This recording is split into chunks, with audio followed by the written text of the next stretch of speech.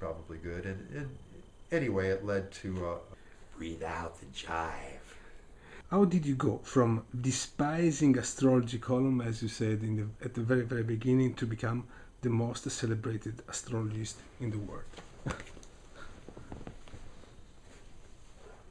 I think because I wasn't fully invested in being a famous astrologer, that had something to do with my success. Because although I love astrology, I think it's like any other belief system, is something that you shouldn't take 100% seriously.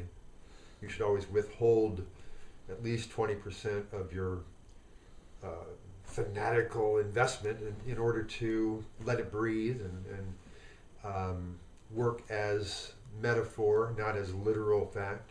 That's pretty much the approach I take with all the belief systems that I borrow from. And with that approach toward astrology, I think I was able to bring more spaciousness to it, more humor, and because my ego wasn't so invested in becoming the greatest astrologer who ever lived, I was able to just appreciate astrology for itself and not for what it could make of me or what the fame or the notoriety it could make for me. I didn't really care about that. To tell you the truth, in my earlier life, I wanted to be a rock star, and that's where my ego was invested, and that's where I got caught in the ego trap. But as far as astrology, I didn't get caught in the ego trap, and I think that allowed me to fully embody a really spacious and more philosophical approach to it. That's just part of the story. I was very lucky to come along at a time when there were no astrology columns in the alternative media in America. I was the first, really. And my timing was impeccable, no thanks to any brilliance on my part, but just because I was there at the right time. And I think and my persistence really had something to do with it, because I was willing to be poor for a very long time and get paid very little to write the astrology column for the one or two papers I started writing for. And it took many years before I began to gather other newspapers that wanted to publish my column. And I got to be a better writer along the way. I got to be a better human being along the way. I got married and I had a child, and that made me a far better communicator and person. And so through this persistence and luck and some of my own talent, the column that I started writing in 1978, by 1992 began to get some momentum. And I think it was actually during the Gulf War, strangely enough, the first Gulf War, when I really went crazy and ranted in my column about American imperialism in the most poetic way that I could, in a humorous way. I got this influx of new newspapers that wanted to syndicate me, and that was really my big breakthrough point. I guess it was in the winter, spring of '91 that I moved from about 7 or 8 papers to 30 papers, and then along the way, over the years, again through persistence and because I was becoming a better writer, I added more and more papers, and eventually, because I was the first and because I was someone who valued good writing as well as good astrology, I just outpaced the competitors. But what was the reaction to your first column to your from your boss at Good Times? How did he react? I mean, was he prepared to something like that? Well, I wasn't completely active. There were other astrologers writing astrology column, but they were very local. And in my case, in 1978, there had been a previous astrologer at the Good Times in Santa Cruz. He'd written for a year, and he quit because he called his boss, my boss, a capitalist pig, and said, "I'm not going to work for you anymore." And Jay Shore, the boss, advertised for me, and I wrote a column. And he was very happy with what I wrote because the grammar was good, the spelling was good, and he didn't have to mark it up with proofreaders' marks. That was one of his criterion for hiring an astrologer. and so he was very positive. I'm very deeply in gratitude to him. And then when you started to become more famous from 7 to 32 papers in 1992, what was the reaction of the classic astrologists, your colleagues? How were you welcomed by them, or they were hostile, or what was the For reaction? the most part, no, not welcome, because most professional astrologers view horoscope columns in newspapers the same way that I did when I began, which is with disdain. This is not a way to do real astrology, to write about someone's sun sign covering 1/12 of the population. That's an absurd use of astrology. And so in the beginning especially, most astrologers, although they gave me a grudging respect for my writing ability, in general didn't like astrology columns. Over the years that's changed, because I think that I have carved out a different use of the astrology column than had been in place before, and so I think there's a greater proportion of professional astrologers who like what I do and appreciate what I do now than there was in the beginning. This is, according to me, a very interesting part. The one when you say looking at your colleagues, I mean, or at least your predecessor, that the fact that they looked only the sun, actually, Right. the sun, and you cannot say anything by judging only one planet, and taking out of that the destiny of many people. Right. What do you look, and how do you differ from the others? Well, it's changed over a period of time. It's evolved.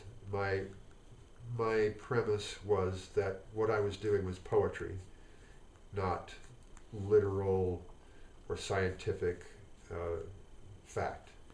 And if I took it as an exercise of the imagination, in which my job was not to tell people their literal future, but rather to open their imaginations up about the possibilities in their lives, that was my initial premise, and that gave me the freedom to take off from astrological factors, but also regard what I was doing as a weekly dose of poetry, as it changed with the seasons, as the political climate, as the cultural climate of the United States changed, as summer moved into fall. And so I would take into consideration the position of the sun, the position of the moon, any major planetary aspects that were applying there, and I would certainly have that as my basis. And also feel free, give myself permission to trust in the imagination to see undercurrents, undertones, which is the prophetic role of the poet, in my view. To see deeper, to see beneath surface reality. And so I was really, from the beginning, blending the role of the astrologer with the role of the prophetic poet. I'm not saying that I did that well in the beginning, and I'm not saying that I'm great at it, but that's been my aspiration, that's been my intention. When you say that you're blending astrology and poets, and you said something very interesting about the antennae of the Antennae of the rays. Right. You know? This means that practically what you say for the Cancer, which is your sign, and my sign, can be applied to any other signs, or there's a certain base. Because I mean, I find everything you write very inspiring and very. Oh, thank you. That's exactly what you say. It opens up your imagination, and so it cannot do anything but good to the one who reads them. So if that was the aim, you definitely got it. But there's something specific to the sign, because for instance, I've read the Cancer sign in your last book, and I find many things that in which I don't know if it was placebo effect or whatever or suggestion, but I could see myself in some part of it. But then, do you think that there are some tendency which are true for every sign, some kind of base traits which are common to some signs, or you don't believe that? I do believe that there are archetypal qualities for each sign. I do believe that, and that's a premise that I work on. But just to step back a bit, I depart from other astrologers who believe that astrology is a science. I don't believe astrology is science. I believe that astrology is an art. It's a work of magic in the hermetic sense of the word, not in stage magic, but in the hermetic sense of the word. And as a result, there's always something about what I do that's a little beyond rational explanation. And part of why what I do works is because I think I have a relationship with my audience that is very symbiotic. There is an interaction between me and my audience that's developed over the years, and in a sense, I think I am almost a creation of my audience, in the sense that I read them, they read me, we read each other. Over the years, I've become almost like a feedback. I've become a product of the feedback that they give me, both through their literal emails and snail mails and phone messages, but also through the dream time. I'm with my readers when I'm sleeping. I'm getting messages from my readers because I believe there is that kind of communication that is both literal and physical and spoken, but there is this other kind of communication that takes place on astral levels, if you will. And so over a period of time, those people who read the Cancer sun signs are basically telling me how I'm doing. Am I reading you correctly? They're telling me yes, no, change this, fix this. This is what my life is right now. Understand, this is over a period of now 30 years. So this is a very long time to be learning the nuances of what it means to be a Cancer, or to be a Leo, or to be a Scorpio. And so part of what my knowledge, part of what the source of my inspiration comes from my study of the archetypes of the signs, as has been laid down by traditional astrologers, and some comes through this intimate interchange with the actual Scorpios and the actual Leos out there who are telling me how I'm doing and what they want and who they are. So yes, I do think that when I write it for Cancer, it's for Cancer. It's not for Scorpio. The Scorpio is welcome to read it, and maybe they can get something out of it, but I give it in the spirit of this is for you as a Cancer. This means also that every week you calculate the position of the planets vis-a-vis of the sign, right? In this case, Cancer. Right. So you do the job every week. That's right. And you try to understand what's the influence of those position towards the sign. Yes. Okay. Thank you very much. And there's a system that I use. I use the house system so that, for instance, for someone born into the sign of Cancer, the sun is in the 6th house right now during this particular time of the year, and that's a particular area of activity in human life. It relates to one's health. Is where? The 6th house. The sun is in the 6th house for Cancers. Yeah. That tends to light up the areas of our lives known as work, as health, as adjustments that need to be made, of shifts that need to be accomplished in response to something not going quite right, or course corrections. and many other things, but that's the basics of the sixth house, Okay. and that's part of the matrix that guides my meditations and Okay. how to approach cancer right now in December.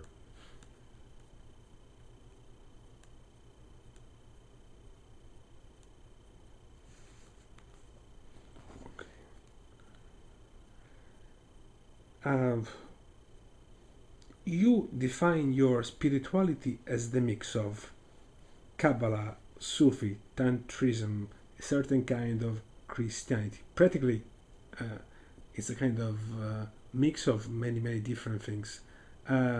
Practically, what do you mean by this mix, and do we really need a religion? Do we need A religion? a religion? Yeah, Well, that's as you for each mean. person. Yeah. I leave that up to each person. I don't. I feel like I'm not a religious person. I'm a spiritual person. I don't follow any traditional religion, and I don't. It's fine if other people want to do that, as long as they don't get in my stuff and tell me that I should think like them. As long as they keep to themselves and practice what they want to practice and don't try to kill the world in order to convert, that's fine with me. I personally don't want or don't need to go to a church and follow a given set of dogmas about that was created hundreds of years ago. On the other hand, I do find great value in the great teachers of the past, and I think it's very important for me to realize how little my ego is, and how little me as a person is, and how much there out there that has been created for me to learn about. And part of what I'm really attracted to is the spiritual teachings of the world. Among the things that I said, Kabbalah, Tantrism, and I forgot feminism in a way, Right. but then we will come back to that later, the relationship with women and your approach. What were the influences that influenced you most? The Western People. Hermetic tradition, Okay. which is a lot of people in the West don't know about the Western Hermetic tradition. In California, the Eastern spiritual approach is by far the most popular, when we've got this perfectly wonderful Hermetic tradition that goes back millennia, which is under the organizational principle of Kabbalah, and under that is alchemy, astrology, tarot, and it's a whole system of thought and of philosophy that has been developed over hundreds of years, and there are particular schools that teach it. They don't advertise in the same way that New Age schools do, but I've been a member of one in America since I was 25, and I've been studying in that school for that length of time. And the most famous philosopher that came out of the Western Hermetic tradition, unfortunately, was Aleister Crowley. But he and Which one? Aleister Crowley. But he, in my opinion, was really a pretty bad example of that philosophy. He was the most notorious practitioner that's come out of that. But most of the schools that teach the Hermetic wisdom are very quiet and not about proselytizing and attracting converts. And it's a form of Kabbalah that is not strictly Jewish. It's actually a Christian Kabbalah. And so for me, there's no contradiction between being very attracted to the teachings of Jesus Christ and to the Kabbalah at the same time. Jesus Christ was a feminist revolutionary who had no possessions and hung around with the rabble, and I don't care what anybody says, Mary Magdalene was his first disciple and his most famous disciple, and that's unheard of for any man back then, and so he's always been a very important force in my life. Going to your relationship or your consideration of women, you've been quoted as saying that you are a macho feminist. Right. What do you mean by that? Well, early on, And also a lesbian male. right. You read a lot. I've done my homework. Early on, I saw that a lot of men who wanted to be feminists were wimps. They were trying to be feminists in the same way that women were feminists, and I didn't think that was something that I wanted to do. I wanted to be a man who was a feminist. I wanted to fully embody my masculinity and also be an advocate for feminism. And over the years, I've had a lot of experiments and explorations about what that meant. But to be a macho feminist means to advocate for feminism as a strong, forceful male would, and not as a wimpy, passive male would do. And I think it's what the original title for my book, The Televisionary Oracle, was A Feminist Man's Guide to Picking Up Women. In other words, the joke there is that to be a feminist man is actually potentially one of the best ways to attract women that you can come up with. And I would meant it somewhat ironically, of course, and to mock myself for my own pretensions, because I do know men who actually put on their feminist airs in order to get girls. But to me, it's also a spiritual revolutionary act, because I'm convinced that unless the feminine rises to equal power with the masculine, that the human civilization is probably going to end. And that's one of the reasons I'm such a staunch advocate of not only political power for women, not only business power for women, at this point, Norway has laws that mandate, I think, 40% females in their parliament, and but also in the boardroom.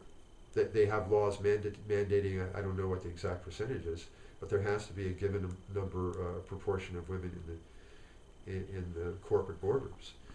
I'm all for that kind of thing, and a lot of countries are way ahead of the United States in that. I think there's something like 12% women in Congress right now, and it's even lower in the corporate boardroom.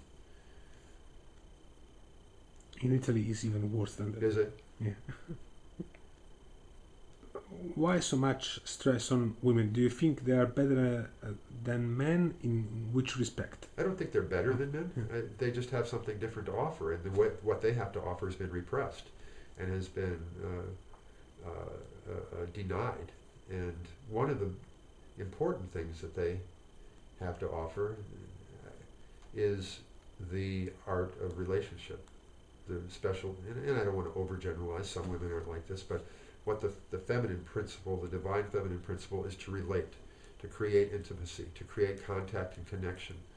I was just reading recently that somebody was describing autism as just a little bit of an exaggeration of the masculine mind. Autism being an inability to relate socially and to connect with people and to empathize with other people and to understand what other people are thinking and feeling. And because men do have that tendency to put relational skills way down at the bottom, that's part of the reason why we're in the mess that we're in. And so, no, I don't think that relational skills are more important than the individuating skills that the masculine has specialized in. But we need them to be balanced. We need them to have equal power and appreciation. Apart from William Blake, that you quote extensively, what are the thinkers that influenced you most? Carl Jung is one of the most important thinkers, I think, of the 20th century. He's all over my thinking. he single-handedly recovered alchemy from its misunderstanding.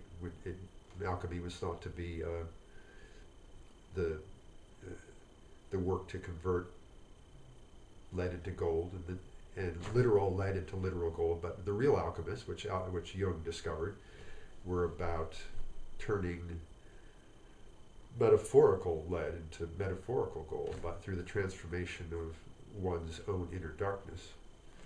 And I think Jung's work showed me how important it was for me to confront my share of the world's darkness, my share of the world's evil, and to see how it lived in me. I think that's one of the most important messages I have to give people, is that it's wonderful to attack evil in the world, but in order to earn the right to do that, you have to deal with the evil, the darkness, the immaturity, the unrightness in yourself.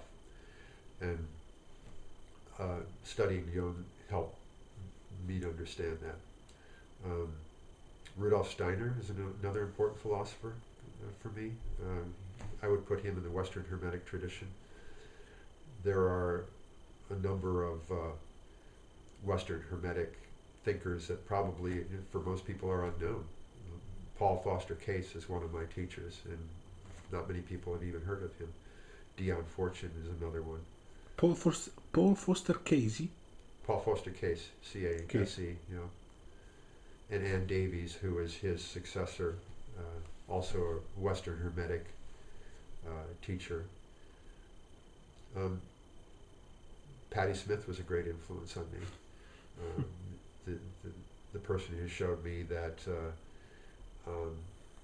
that it was possible to bring the Dionysian spirit into art in a way that was well crafted, was also had an intellectual an intellectual component that wasn't just sheer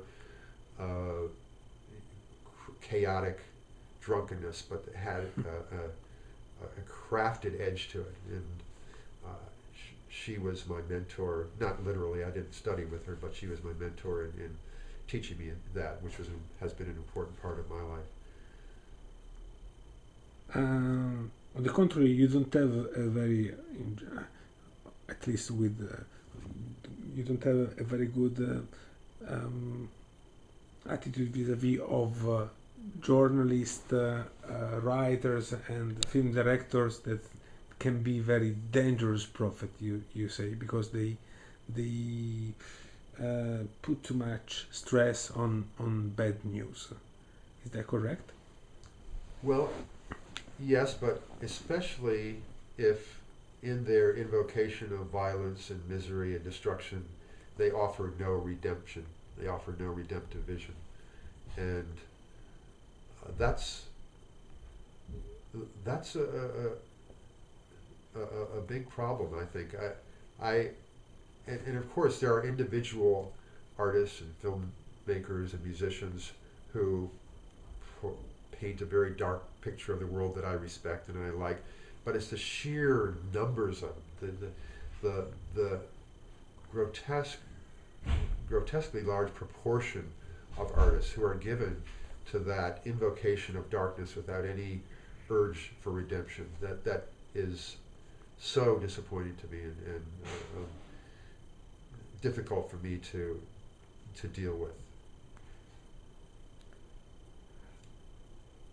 So the difference, according to you, is between the one you respect and the one you respect less is the fact that there is a chance of redemption and no chance of redemption at all?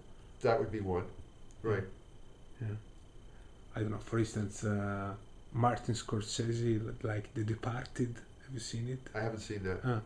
Or anyway, in Martin Scorsese's movies, this clash between good and evil is very often present, and it's not the good part that always win. But still, I mean, it's powerful in describing this clash. They're great artists, and Yeah. a lot of these people who create these visions, and that's what is so dangerous about them is, and any one of them by themselves, I can't find fault with them. They're doing what they came to do in this moment of history, but it's the sheer number of them that add up to this flood of black magic that overwhelms the mass audience. And so, yeah, I can see Scorsese as, man, he's a great artist. And from that point of view, I can appreciate it. But the numbers of artists who, there's a musician named Sufjan Stevens. I don't know if you're familiar with him, but he's pretty much my favorite musician. He, I don't know if you know that song, Kazimir Pulaski's birthday, or Kazimir Pulaski Day. And it's a song about a young man who has a flirtation with a woman who's dying of bone cancer. There's that's a desolate vision. And he paints it so effectively. He's a wonderful artist. But there is some glimmer of light in the vision that he presents. I wouldn't say it was hope, but some opening that he makes in that darkness that makes you gasp with, oh, there's something more here. It's not just death and destruction and there's nothing else. There's some other breath present here that we can know about. It's mysterious. He's not naming it specifically, but it gives us this moment of loving life at the same time that we're being told this desolate vision of this girl dying. Yeah, because going back to the previous question, I mean, these dangerous prophets and the bad news versus good news. You are a terribly well-read person and a very smart one. So, don't you think that it's a little bit? I'm trying to define in a way my category here, but Right. it risks to be a little naive to not to talk about the bad news, because I mean it's true that it seems that newspaper, I mean, as the English says, if it bleeds, it leads. Right. So it's a general rule and very cynical rule of journalism to emphasize bad news because, as you know, they sell better. I mean, this is true, and newspaper, mostly daily newspaper, I mean, they really stress that much. But it's also true, as you said before, regarding Jung, that you have to confront your shadow in a way. I mean, and the shadow is also a collective shadow because, I mean, there are wars, terrible wars. Tomorrow I'm leaving for El Paso, Texas, and then I go to Ciudad Juarez. And I'm not very happy to go there, to be completely honest with you. Oh my God. But I have to go there. And so, I mean, and really incredibly bad things happening in Juarez. I mean, people are decapitated and stuff like that. So this is a part of the reality. It's not that if I will write an article about you, which is very inspiring, but then I will write also an article about Juarez, which I mean, me as a human being, I would love that Juarez don't exist, but it does exist. Right. So my duty as a reporter is to I mean, in a way, transmit your message of hope and of self-betterment, but then I also have to give the other. Don't you think that, I mean, we risk to be naive by saying that we should emphasize the good news? That's not what I say. Yeah, okay. In my piece, Evil is Boring, I say, all I ask for is a proportion. I would say I would accept 20% of the news to be uplifting and redemptive and hope inspiring. That's all I ask. I've been a left-wing revolutionary since I was a yippie in my teens. Abbie Hoffman was my mentor back then, and I'm still that way. I'm still a yippie, and I'm absolutely totally opposed to the American military machine. I'm totally opposed to the war in Afghanistan. I've been totally opposed to the war in Iraq, and the WikiLeaks. I'm all for them, all for the revelations. I think that transparency that's coming out is just wonderful. And I want that stuff reported. All I want, in addition, and I'll say that is 20%. If we could get 30% of the airwaves, 20% of the newspapers pages, and it's not. It's about it's maybe 3% at this point, and I don't think that's unreasonable. It's not a call for repression. I think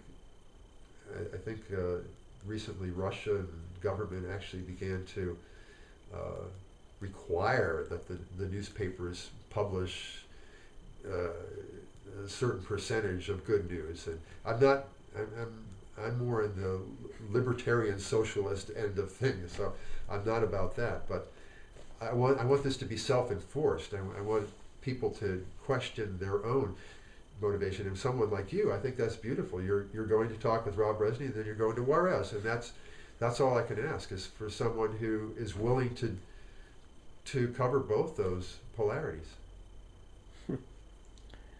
And going back to the influences, you already quoted John Stevenson. Who are some other people, contemporary people who you like in the arts? I mean, be them writers, musicians, directors, people you like and you find inspiring. And I mean, Leonard Cohen is one of the great artists of our time. I'm convinced he's deeply spiritual person. He even spent, I think, 6 years in a monastery.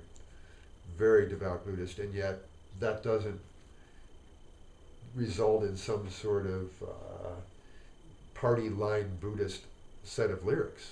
He's absolutely an artist. He's just cutting away the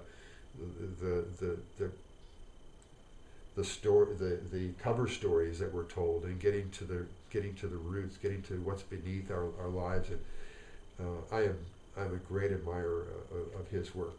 He's a poet who's a musician. He's a spiritual poet, a spiritual musician who's speaking to a lot of different people. He's not just ghettoized in some little corner preaching to the choir.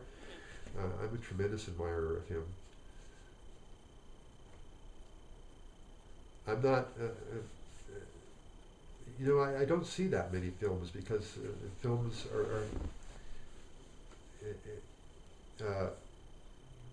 there are so few films that I'm aware of that that present a vision of the world that I'm interested in. So I wouldn't say that I don't have any favorite filmmakers. Do you watch TV? I do. I watch. What do I watch? I just watch a couple different science fiction shows, basically, American science fiction shows. No late night show, stuff like that? Huh? No.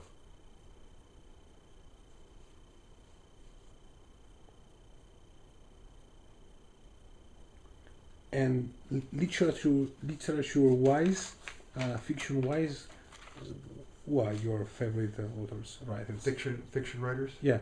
Right now? Yeah.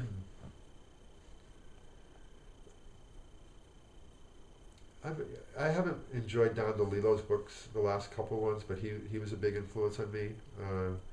I didn't like them neither, the last ones. Yeah. But his earlier books were very important to me. Yes. Salman Rushdie's books were, I haven't read his last two, but he was very important to me. I'm not reading a lot of fiction these days. I like to read poetry, and my daughter goes to college and studies writing, and there's a poet named Joseph Lease who was one of her teachers, and is really interesting to me. I love Galway Kinnell's poetry. I don't know if you're familiar with him. Galway Kinnell. Once you've done, at least I've read, you went to the highway and gave away money. Several times I did that. Yeah, several times. Right. Are you aware that this is something that one of the character of Kurt Vonnegut, God bless you, Mr. Water does? No, I didn't know that. because What was the book?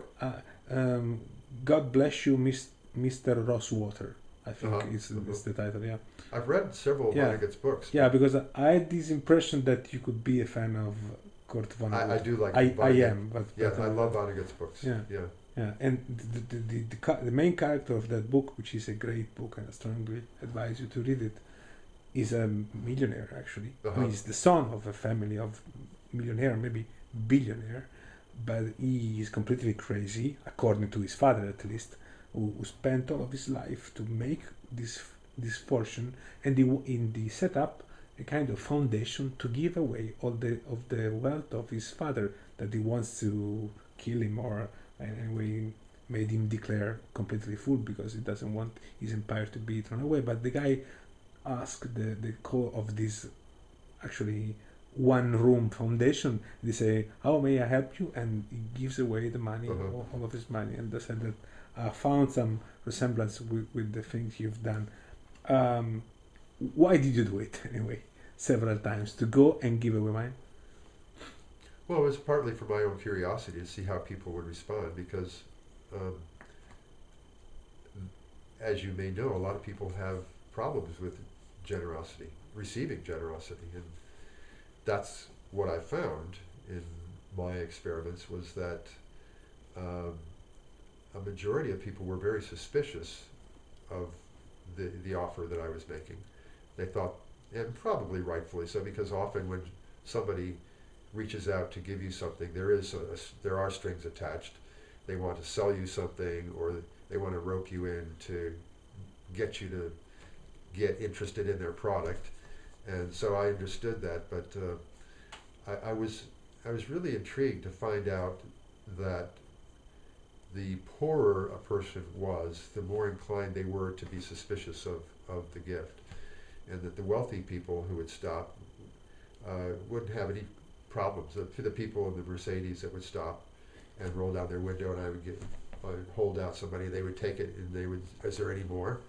And the poor people would maybe, and there were a couple people who slowly drove by me, wouldn't stop. They got back on the highway later and came back again to the same exit ramp, and just to see if I was still there. So it was more for my curiosity to see how people responded, and I did want to create a kind of icon of pure generosity. I wanted to offer that as part of the archetype that I aspired to embody. Generosity without any strings attached. I'm not going to ask of anything from you in return. You don't have to buy anything from me. You don't have to believe what I want you to believe. This is just me serving as a channel from the universe, showering you with blessings. I wanted to literally embody that and make it a part of my persona, but also how that felt. This goes back in a way to original Christianity. I mean, give something without asking anything back. Yes. Yeah. Even if you said that you don't read a lot of fiction recently, your columns are literally filled with quotation, very interesting and very idiosyncratic quotation. How do you manage to read so much? What do you read now? What are you reading? I mean, what is your reading diet? Because, I mean, you can find almost everything inside. I mean, from poets to some art science facts, or really whatever, or a woman in Indonesia that made enlarge the penis of the person who contacted her. Stuff. I mean, What was that one? there was a lady in Indonesia who was able Mak Erot, something like that. Okay. Yeah. I mean, very, very the most different things you can think of. I mean, how do you get to know those things? What do you read? What is your Well, I've been doing it for reading years. diet? I've been reading for years, and there was this point in my 20s I decided that I was going to be a poet. I was going to be a spiritual aspirant, and I wasn't going to work. I was not going to work for a living. That's what I decided. I wanted the time to read, and I wanted the time to absorb culture. And I was extremely poor for 20 years, and I followed that path. And so during that time, I read Anais Nin and read scientific articles on embryology, and read the New York Times, and read the National Enquirer, and that habit has stayed with me. I'm a omnivorous collector of all possible input coming from the universe, because I regard anything as potentially my teacher. Some sources are perhaps more reliable than other sources. It's more likely that I'm going to find accurate factual information in the New York Times than in the Weekly World News. But at any one time, it's unpredictable who is going to offer something that is interesting and useful to me. And so my main intention has been to be curious, is to cultivate my curiosity and to be ready to be surprised. And of course, after all these years of having gone to the library and bought books, now I have the internet, where the entire library of everything humanity's ever written is a minute away at the most. And so I don't think it's a pretty easy skill to develop, to be able to tune in to a lot of different places. That's something that any writer, I think, does nowadays. And so I'm just continuing what I did before the internet, but it's a little faster now. So, I mean, how is like your typical day, from when you wake up to when you do interviews so late? What? Well, my life goes through different phases. Yeah. So what I'm doing now isn't necessarily what I do all the time. I really like that restless spirit, and I was a performer for many years, first in rock music and then as a performance artist, and I've done well over 1,000 performances. That's not what I'm doing right now. I'm living a more hermetic lifestyle, but my mode tends to be to combine structured activity, structured study, research, with the principle of the wandering around, whether that's wandering on the internet, wandering around in downtown San Francisco, wandering out on the creek a mile away, and seeing what the animals have to say or the trees have to say. And so each day might be different, each week might be different. I might be in a different mode here and there, but I really try to apply in a practical way that principle of gathering what is there to learn today. I love to learn. That's just one of the most pleasurable things that I can imagine. There's an erotic quality to it for me. And furthermore, since I've been doing this job over the years, there's often what the added thing is, when a particular learning has some application that I can tell people about, or create art from, create writing from, or music from. So there's this curiosity, this desire to learn, that's combined with, oh, this would be great to tell Scorpio this week. And so there's a double thrill there. There's the learn thing and just what it means to me and how it excites me, and the excitement of how can I craft this into an inspiration that will contribute to the liberation of the Sagittarius person for December 9th. And so that can take form of just sitting in front of my computer, or talking with friends. I mean, my friends are used to me having a little notebook and scribbling things about what they're saying, and getting ideas from what they recount to me, or just being alone and wandering out in the world.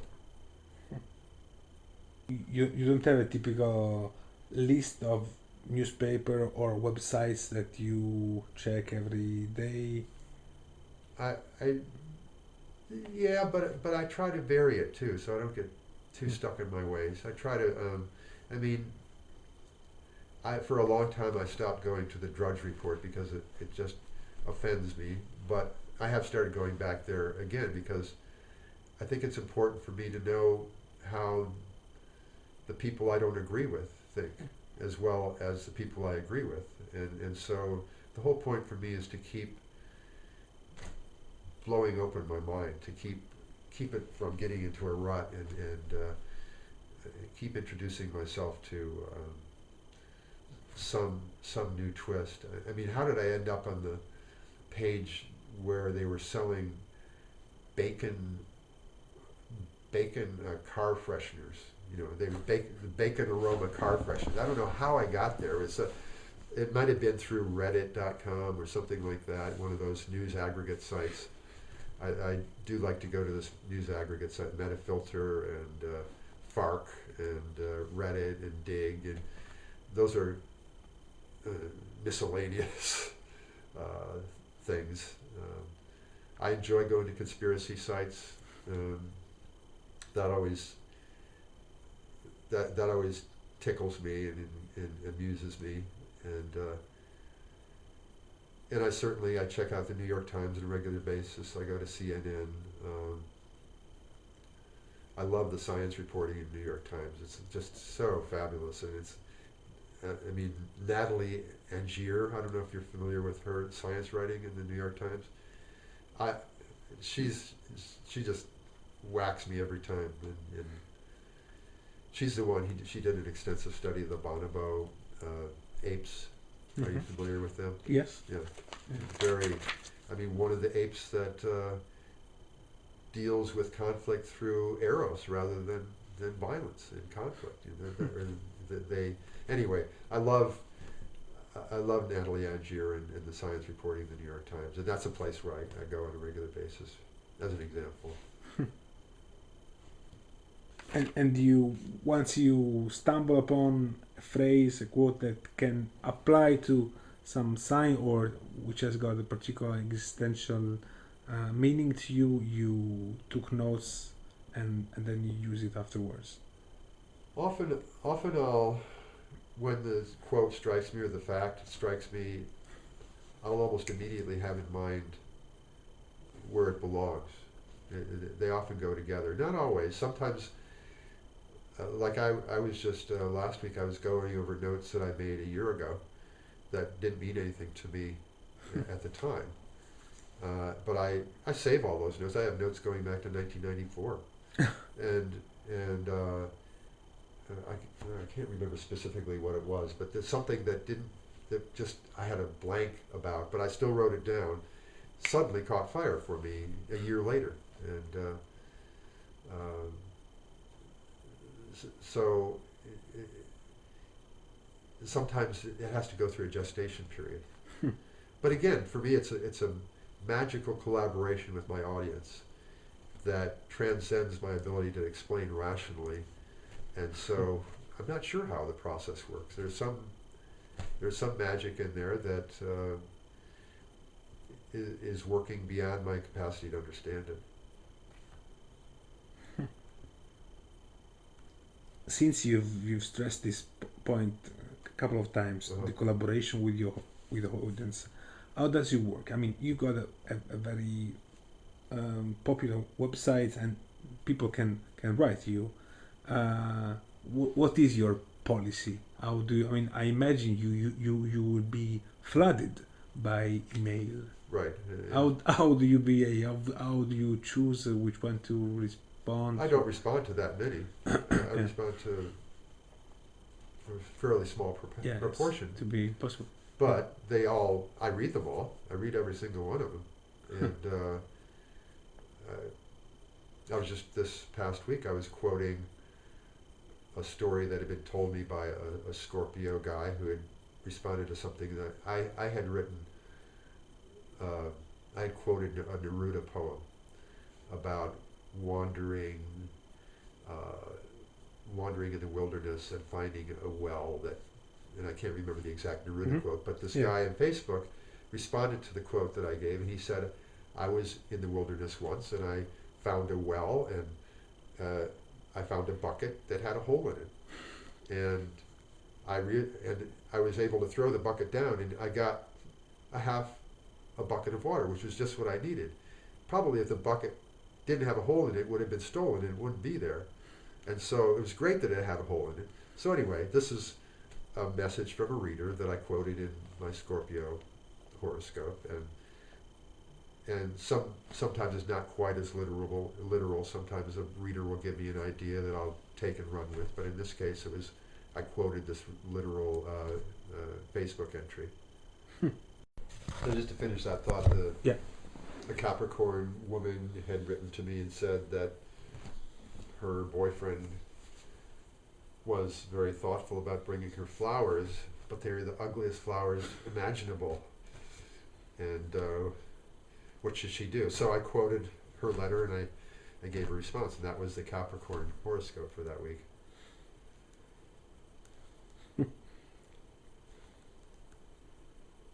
At the very beginning, you said you wanted to be, that you accepted the gig as a columnist for the Good Times because it was a way to get paid to be a poet in disguise. Right. How poetry can come handy in everyday life, according to you? Ask the question again. Okay. How poetry can be useful in everyday life? For me, poetry is about precise use of language, and that's a lost art in America anyway. And if I can contribute to people understanding that the language that they choose to render their experience actually helps shape that experience, if I can give that to them, I'm committing poetry, if you will, and I'm giving them poetry therapy. And then the other aspect of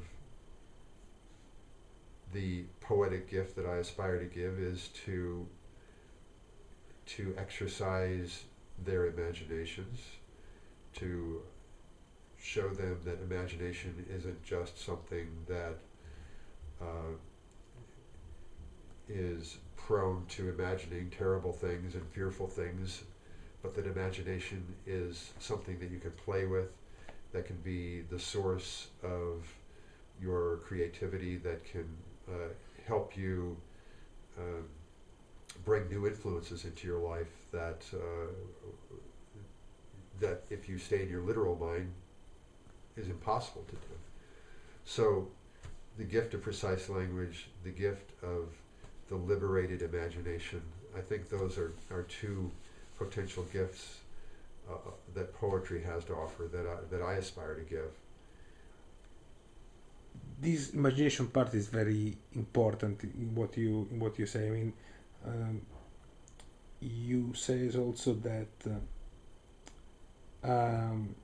what happened to people is what they believe will happen to them. World lives on the fuel of self-fulfilling prophecies. Can you speculate a little bit more about this? It's a charged subject because that idea has been co-opted and literalized by the New Age movement in America, turned into simplistic formulas as exemplified in the movie The Secret, and the way that the simplistic portrayal is that all you have to do is imagine something and it will come true.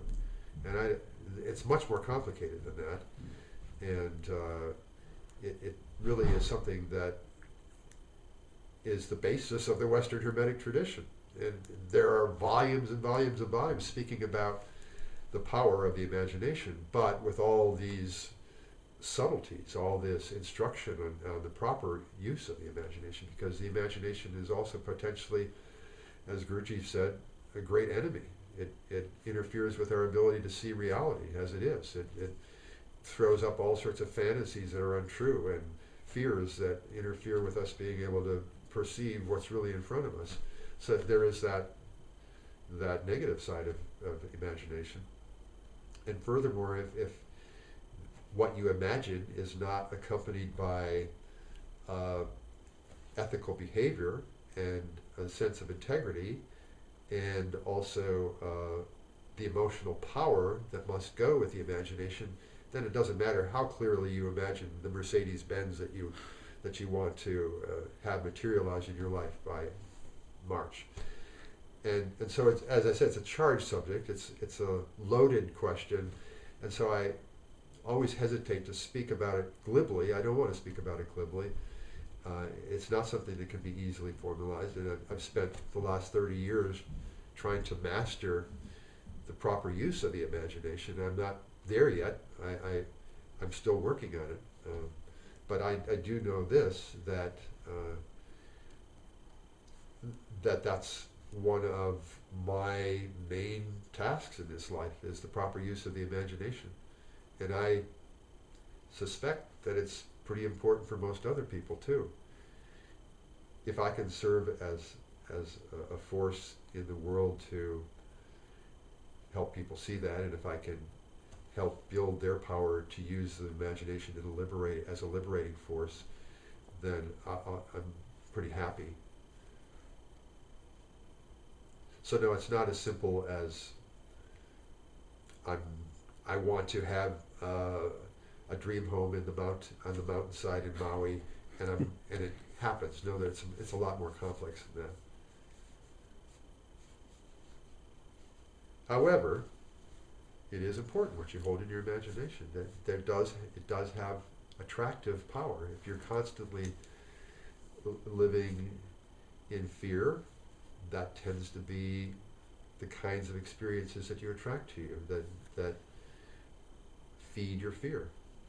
If your imagination predominates with generous thoughts, with thoughts of caring for other people, that tends to be the kinds of experiences that come in your life. In fact, I've read myself the book The Secret because I wanted to understand what was behind the kind of planetary success, because it's huge. I mean, also in Italy, there has been all over the world, and I've stumbled in these rules of attraction, but I had really some hard time, because it seems like the way they put it is that if you really think about money, you can have money. If you think about that girl, no matter how good looking she is, you will have a.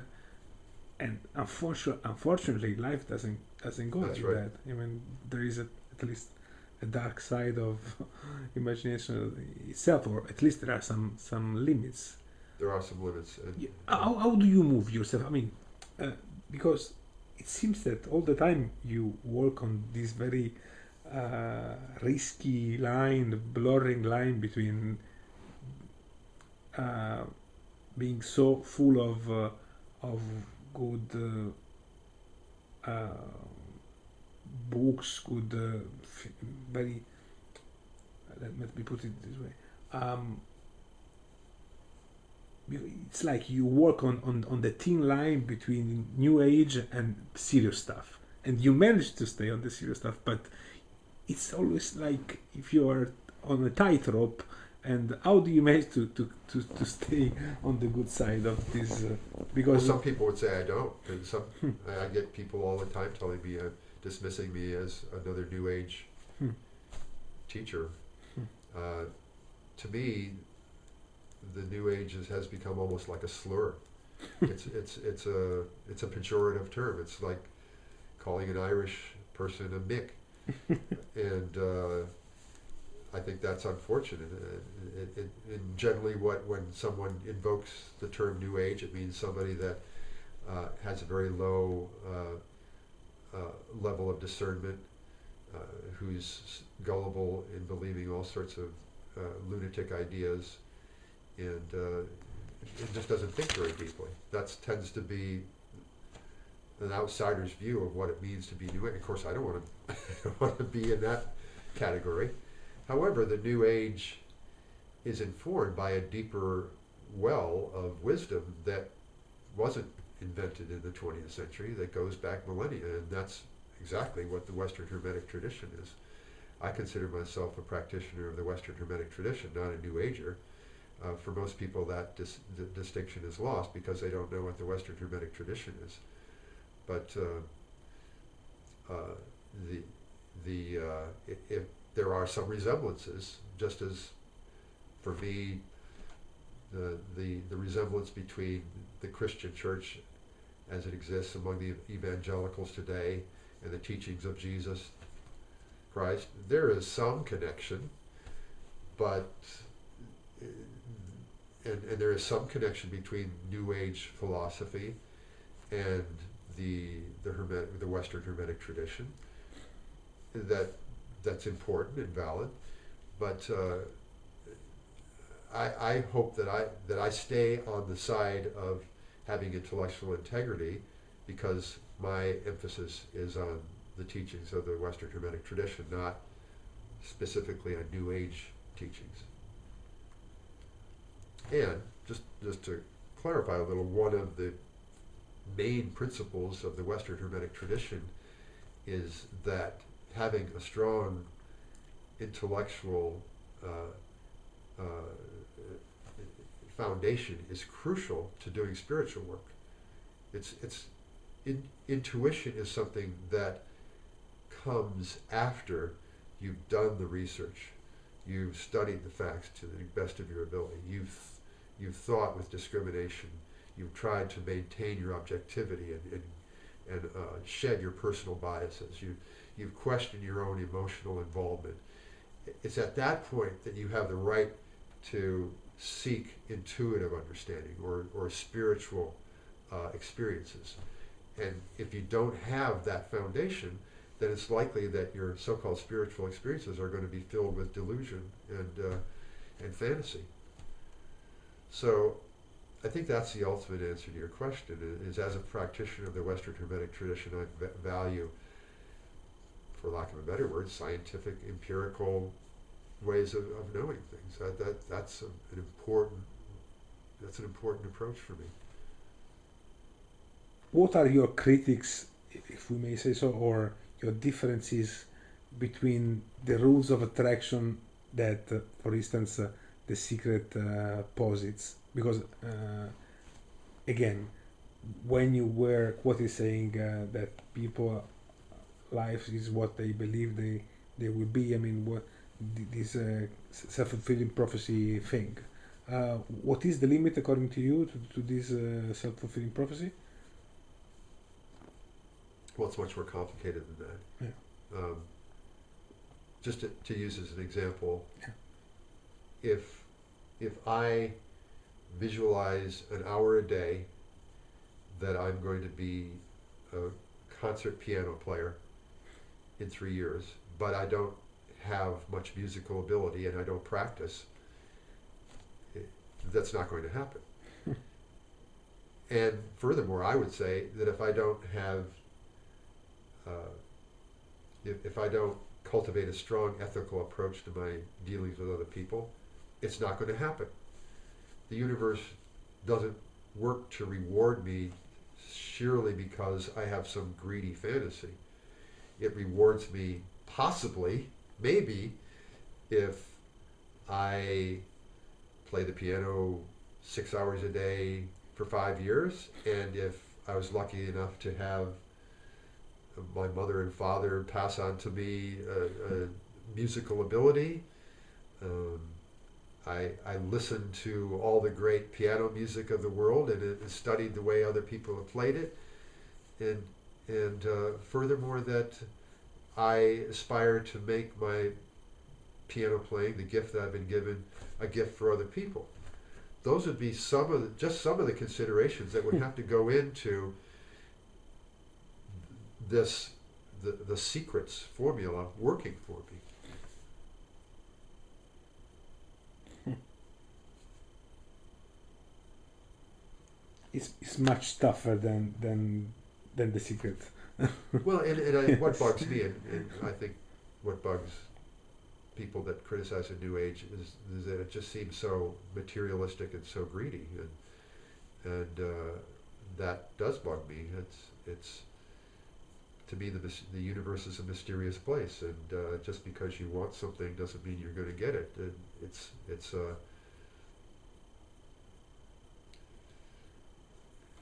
The universe does, as the book says, the universe showers us with blessings, but those blessings aren't necessarily what the people in the secret call blessings. It might be a really difficult health challenge. That might be an incredible blessing in someone's life. It might be, say in my case, being poor for 20 years. That was an incredible blessing because it ensured that when I did begin to make a little bit more money, that I was going to maintain my left-wing revolutionary ideals. And so in that case, for me, being poor for 20 years was a great blessing. So the blessings that come our way aren't necessarily what the secret would say. Or that William Volman, I don't know if you know that writer. He's one of my favorite writers. William Volman, Vollman. Oh yes, he's great. Yes, he's great. Puts himself in. He would go to Juarez for 2 months. He would move in with a prostitute.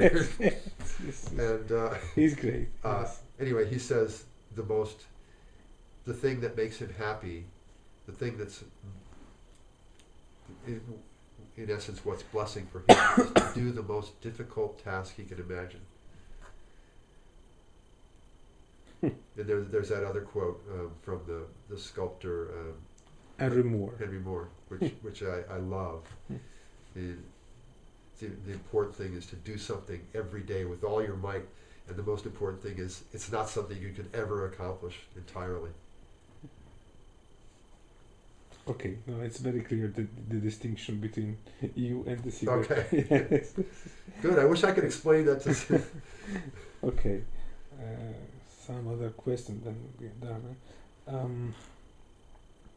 Because otherwise, I mean, the others, don't you think that they risk to create a delusional world?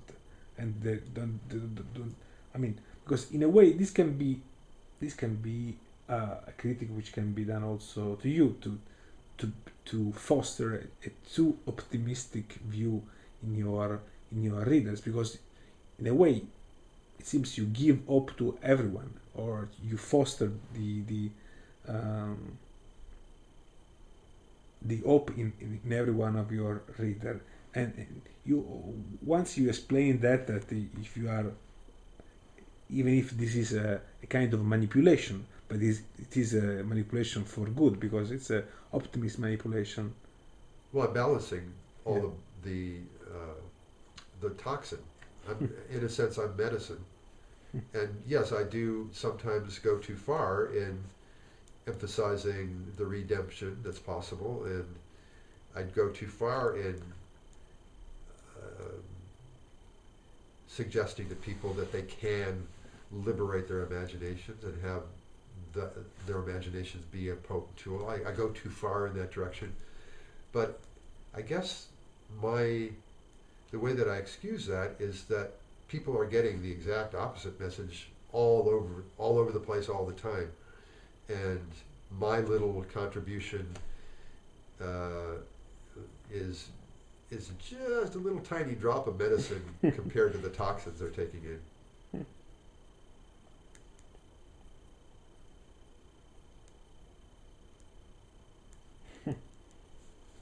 Yeah, I think you're right.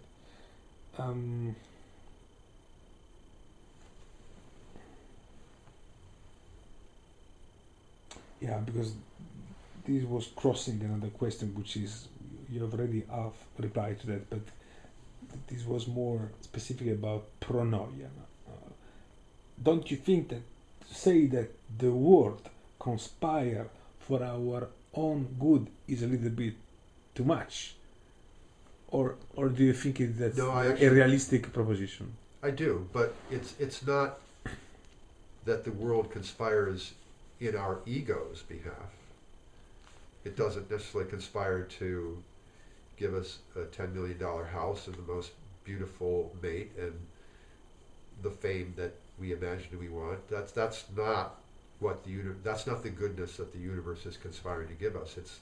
It's conspiring to give us the goodness that will make our souls thrive.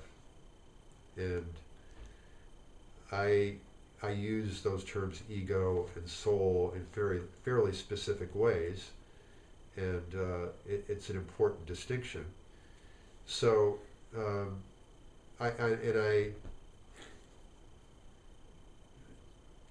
everything for me is a hypothesis. It's not a belief. I know that sounds crazy from an astrologer, but I do propose that the universe is in fact a friendly place. It is here.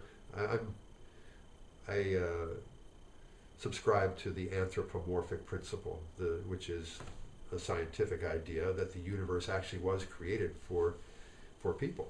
That it is the perfect place. That everything about the way that the universe is set up is designed to create human beings, at least in this solar system. For example, the sun is just the right distance from the Earth, so it doesn't fry us, it doesn't freeze us. And it's not that the universe is conspiring for me to be a famous astrologer. The universe is conspiring to give me the experiences that educate my soul and teach me what it means to love in an intelligent way, to communicate with other people in a way that helps to liberate them and inspire them. That's what the universe is conspiring to do in my particular case. The universe isn't conspiring to make me live forever or make me happy every day of my life or give me all the money that I need. That's not the kind of conspiracy that I'm talking about. But it is here to give me exactly what my soul needs. And I feel that's true. That's my hypothesis about the way the universe works in relation to everyone else. And that's a big picture, and you would justly say, and anyone would justly say, well, what about the baby in Sudan who watches his mother raped and killed in front of him? You know, what possible way could you construe that to be a blessing for his soul? And I'm not going to answer that in some facile, glib way because it's a long conversation, but I will say that in the Western Hermetic tradition, which has been the philosophy that I've studied, there is the concept of reincarnation, and that our time on Earth is a very long time, that any individual soul is here many, many, many times. And so the suffering that I might experience in any one particular lifetime, yes, is actually valuable in the long run for the particular thread of evolution that we are following.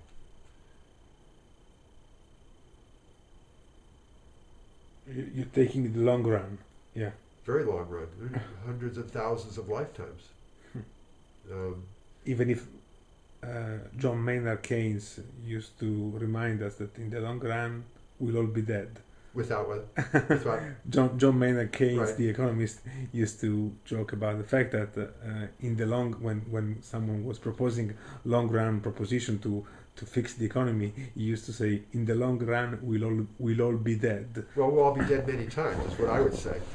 We'll be dead over and over again, and we'll be alive again and again.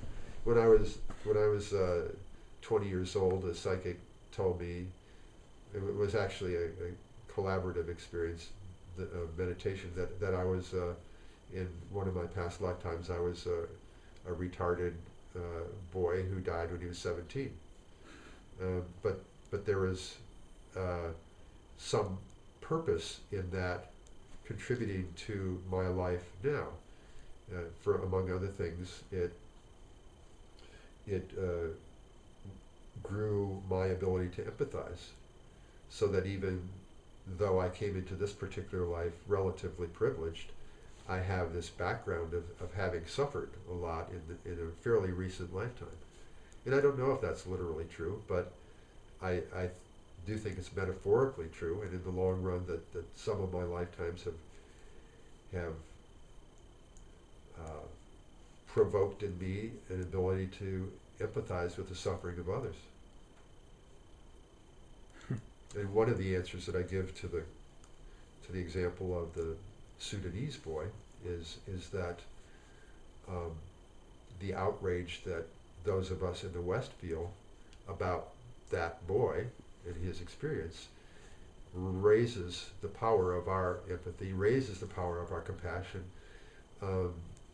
motivates us to ensure that this kind of thing won't happen again. I think you have the Italian version of Pronea doesn't include, and of course it doesn't. I wrote a revised and expanded version of Pronea that came out last year, which with a greatly expanded essay of Glory in the Highest. And among other things in that essay, I talked about how the whole movement among Westerners to work in behalf of those less fortunate than them is a relatively new movement in the history of the world. In America, it really originated with the anti-slavery movement in the 1830s and 1840s. And this has increased tremendously in the last century and a half. The whole notion of countries giving money to other countries, as in the Marshall Plan and in a lot of international organizations, this is unprecedented in world history. This hasn't happened before. And as Paul Hawken describes in his book, Blessed Unrest, he talks about there is a revolution happening in the sheer number of people who are committed to bringing social justice, environmental improvement, and economic equality to the world. There are over 1 million organizations worldwide, growing all the time, devoted to this. Now, this is unheard of in the world history, and this is only in the last century that something like this has happened. And so when I say, I'm not just talking out my ass when I say that the Sudanese boy becomes a symbol that motivates 100 or 1,000 Westerners to put their money where their mouth is, to contribute to international aid organizations, to do the political work that's necessary to ensure that kind of stuff isn't going to happen in the future. And I don't know if you're familiar with the report that came out of the University of British Columbia in 2006. What's it called? The Human Security Report. And they did an extensive study of trends in the world since the end of the Cold War.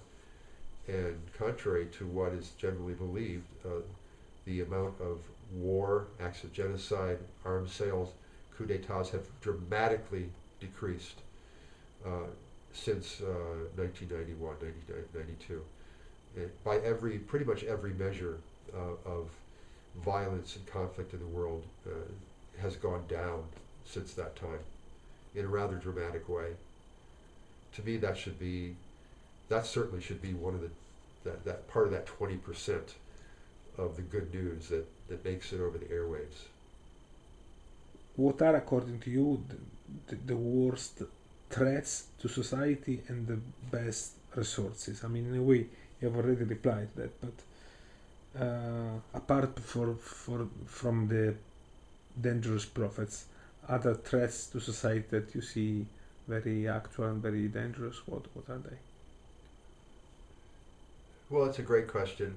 I think to put some context in it, we're all together in this, and there's a piece in my Pronea book, in which I talk about the seemingly evil people in the world, and I compare it to a story by Borges, the Argentinian writer, in which he talks about how Judas was actually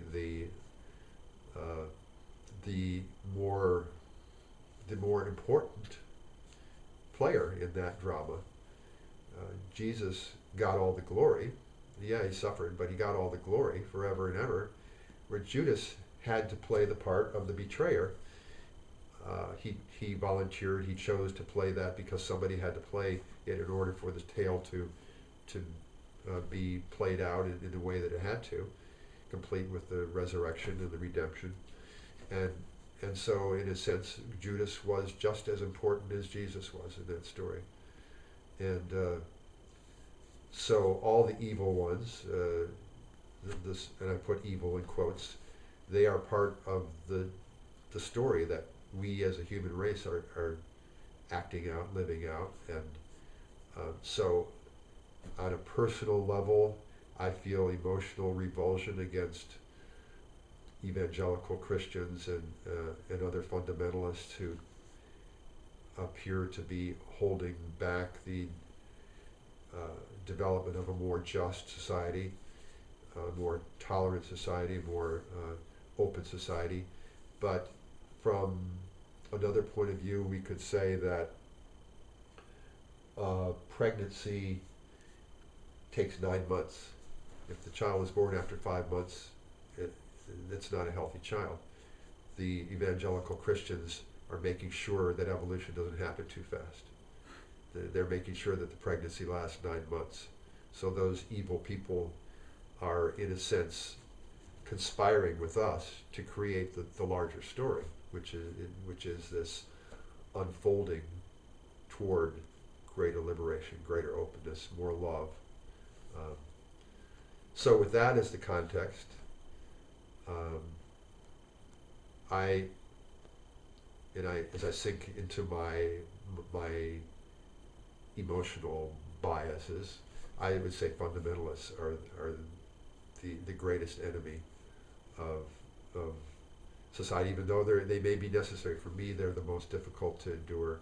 And by fundamentalists, I mean anyone, whether it's a religious fundamentalist or anyone else who believes my belief system is the only belief system that's true, and yours is wrong. Everyone else's is wrong.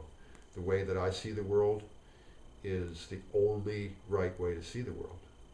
And there are lots of fundamentalists, not just the religious ones. Yes, this is a very important point. Can you explain in a simpler way to me? I mean, why they are useful in a way? The metaphor you've done of generating 9 months, 5 months. They slow things down. Yeah, they slow things down. Okay. They keep things from happening too fast. The ripening has to take place over a period of time. That's not necessarily accessible to my conscious ego.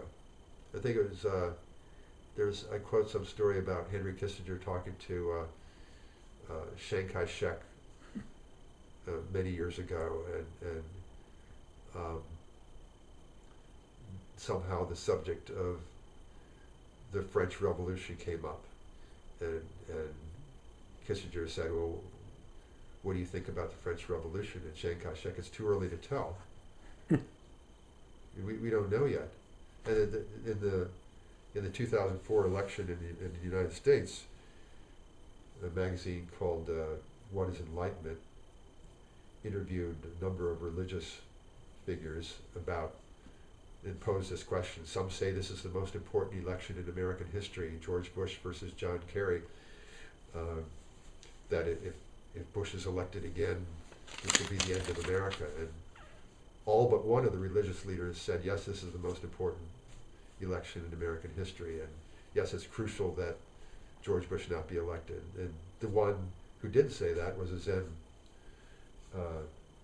monk, and I can't remember his name, but he said, we don't know.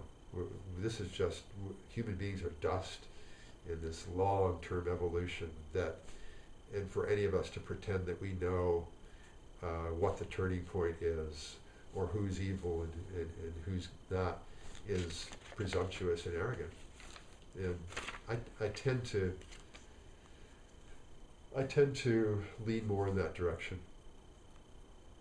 Although at the same time, and this is the key paradox that I think is crucial for me to hold, which is that everything's perfect just the way it is. It's unfolding just the way it is. I'm getting everything that I need, as is everybody else, and everything's completely fucked up. And I'm going to work with all my passion to increase the levels of equality and justice and liberation in the world.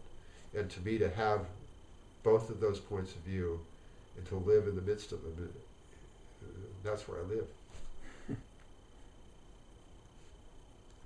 Yeah, because while you were talking, an example came to mind to me, a kind of rebuttal of your point of view about the fundamentalists. They can slow things down. They can be helpful in a way. And then it came to mind to me the guy, the researcher here in the US, who stopped the research, the funding of stem cell research, because according to him it was against, Right. and he went to the Supreme Court. And now one single guy, I'll call him a fundamentalist, stopped the reversal that the Obama administration was doing vis-a-vis of the stem cell, who was our probably only hope against Alzheimer, Right. Parkinson, and so on and so forth.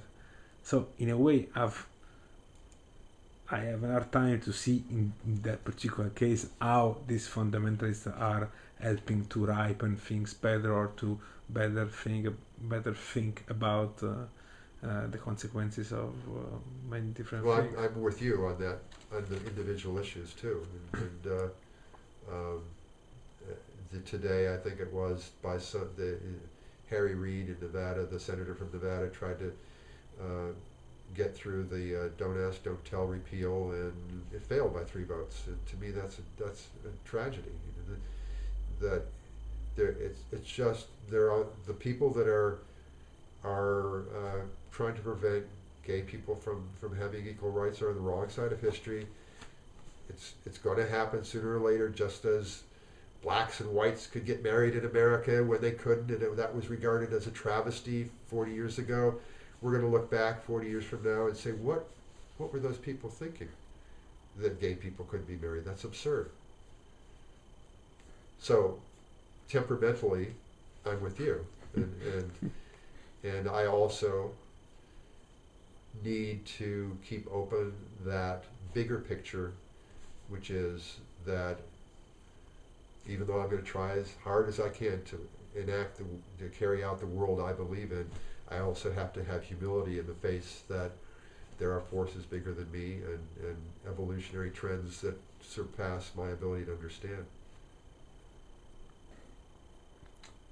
What some advices for a better living? You seems very apt to it, and you talked.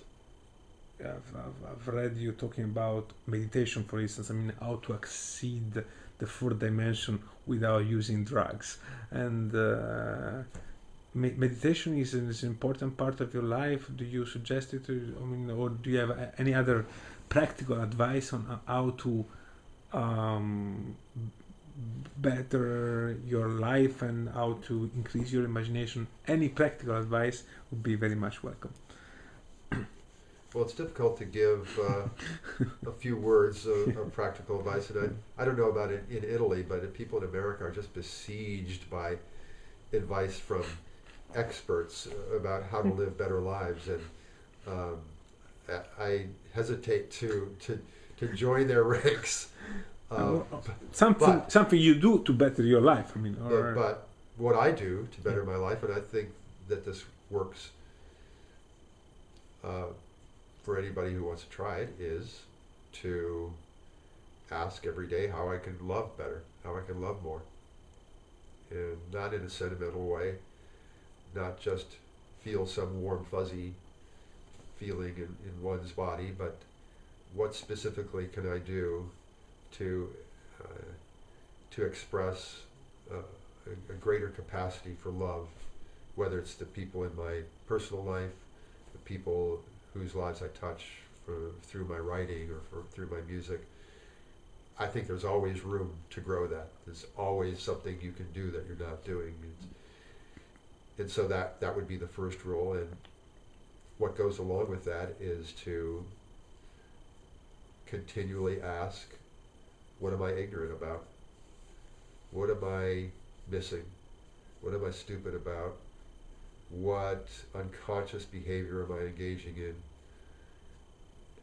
in? And how is my shadow, my own inner ignorance and unrightness, how is that affecting my life, and what can I do to uncover what that ignorance is and maybe reshape it so that it's not hurting me, not darkening my life and the lives of other people. I think that's another question you can really ask pretty much every day and come up with a new insight.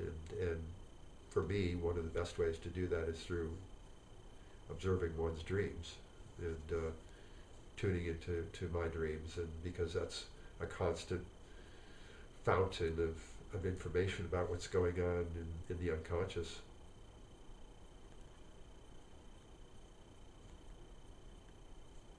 People that I'm very lucky. I have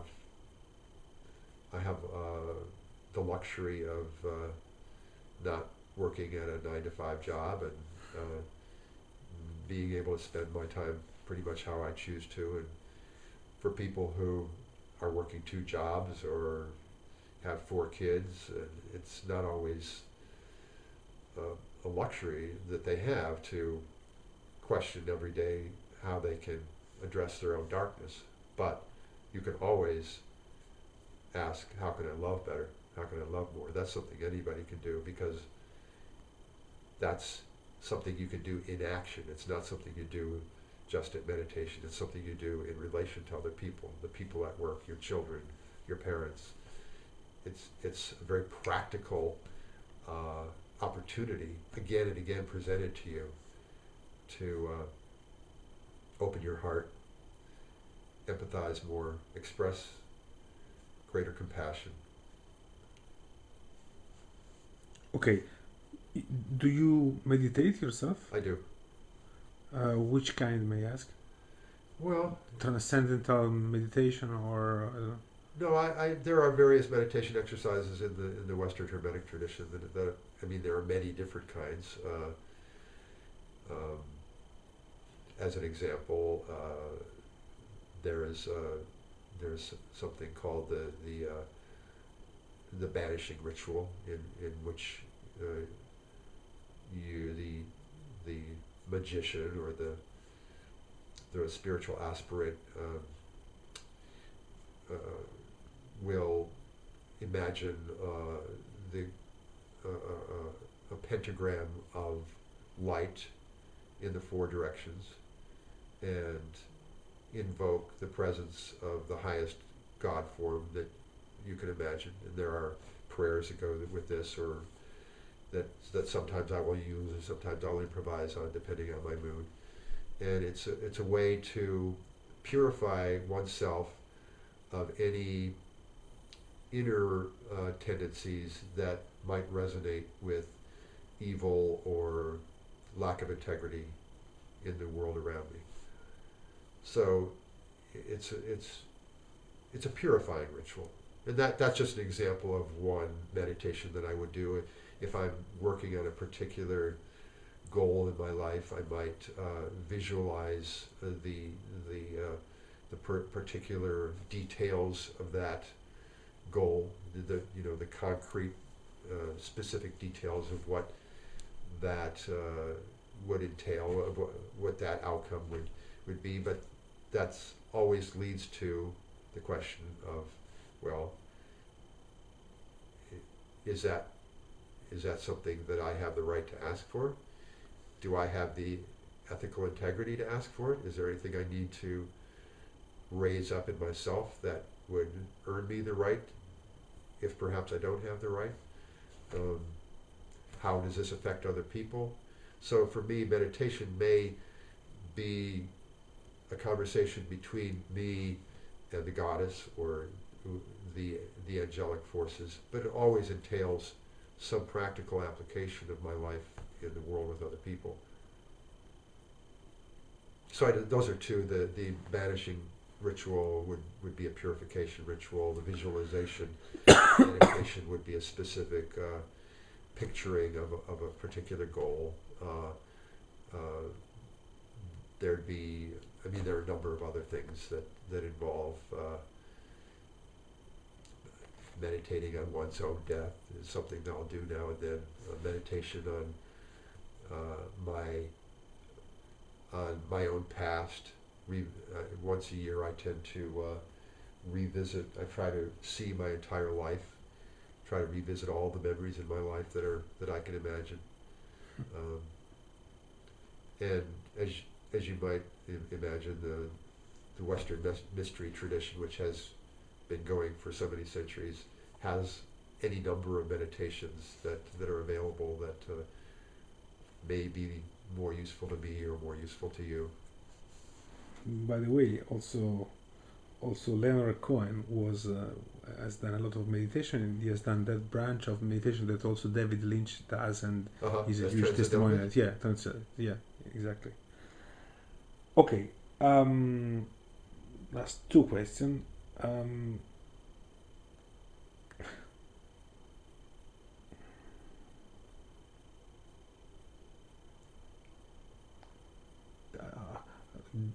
Judging from the position of the planets, is there anything in general that you can say about 2011?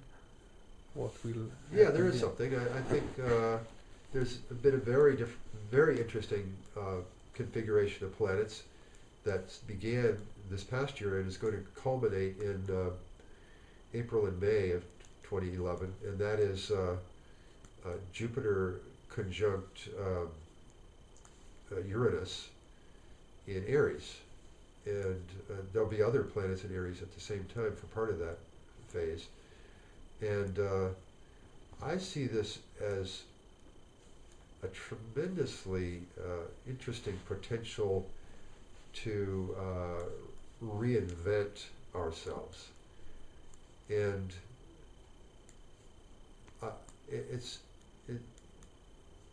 it's an aspect that could be shocking. It could bring in information or revelations that are completely unexpected.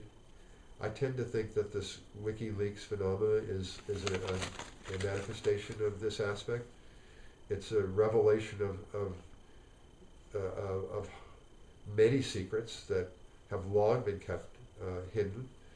In general, the entire practice of diplomacy has been filled with secrets from time immemorial. Now, for the first time, because of the internet and because of this greater availability of information, the underside of diplomacy is being exposed. So I think that this is one example of the kind of revelations, the kind of developments that could take place. And another one that I speculate on is the possible revelation by world governments that the contact with non-human intelligence has been happening for perhaps hundreds of years, and we call it the UFO phenomenon. I'm not necessarily willing to call it people from other planets. I don't know what it is. I call it non-human intelligence. But I think that's one other possible kind of thing from out of nowhere, just that completely changes the whole conversation about what human life is about. I think that's another possible thing that could happen. I don't know if you probably don't follow this stuff, but yes, but I've read something about that some agency, U.S. agency, which was dedicated to the search for non-human intelligence, kind of recently. I don't remember exactly, but it doesn't strike me so much. Well, there's a number of generals and military people in the United States just came out about 6 weeks ago with the revelation that over the last 40 years, UFOs, or unidentified flying objects, have been very concerned with nuclear facilities around the world have actually manipulated nuclear facilities in not only the United States but elsewhere. And this was military people in the United States. Anyway, that was one example of many revelations lately that may tend to indicate there's some new revelation that's going to happen in that sphere. But I think in general, the bigger picture is that whatever could be happening could come out of nowhere, just be something that science fiction people can't even predict. And I think in the long run it'll be exhilarating. It'll be transformative in mostly the best kind of ways, but it could also be shocking. May we say that you were wrong vis-a-vis of President Obama, or do you still think that he's got a very good astrological juju? I mean, you were very optimistic about this astrological outcome, but I mean, did you read my interview with the San Francisco Chronicle, in which? Yes, I think so. Yeah. I mean, the guy is having some problems right now. Definitely. I don't know. I don't know in the long run. I think it's too early to tell. I think in the short run, he still remains a tremendously important archetypal figure for a black intellectual to be elected president, no matter what he does in the first 2 years and what he does in the next 2 years, is, to me, one of the most revolutionary things that's ever happened in American history. And that will never, we can never lose that. That's something that changed history for good. And it remains to be seen. To me, he squandered a lot of his capital, a lot of the political capital he had. He has disappointed me, as he has a lot of progressive people, and he hasn't been the progressive president that we hoped. I don't think that maybe I'm massaging my own memories, but I don't think that I necessarily believed he was a savior that was going to bring progressive vision into the American mainstream. I don't think that I thought that. I hoped that, but I didn't necessarily expect that. And so if I did say that, if I did say in that interview, and I don't remember specifically what it, but I thought that he would have, and what I'm remembering, I thought that he would have some ability to avoid economic disaster. That's, I think, what I remember I said. And I'm not sure that's still not ahead of us, that economic disaster, but so far he has kept America from sinking into a second Great Depression. So there's that. No, you're not massaging your memory. You said something which was very true also in that occasion. This kind of spiritual twist that he has, that he puts in everything he does, and I definitely agree with that. I mean, however the outcome will be, if you won't be re-elected next time, but I think that the change is for forever. I mean, it's something that was unbelievable, and the dose of idealism that he puts in everything he does. I mean, I think, at least according to me, it's out of beyond disbelief. Yeah. Well, he may lose the next election because of his attempts to reach out and serve as a conciliatory person. That might, it looks absurd to us now, especially to the people on the left who don't want him to appease the Republicans. But from a certain point of view, I can think that he may be inserting into the American political discussion a form of of of working with one's enemy that will stay with us a long time. It'll serve as a model of something that is possible. It is possible for a human being in power to try to work with both sides. It looks crazy from December 2010. It looks weak. It looks like he's selling out the progressive position. But I just wonder whether in the long run it won't have some ennobling effect.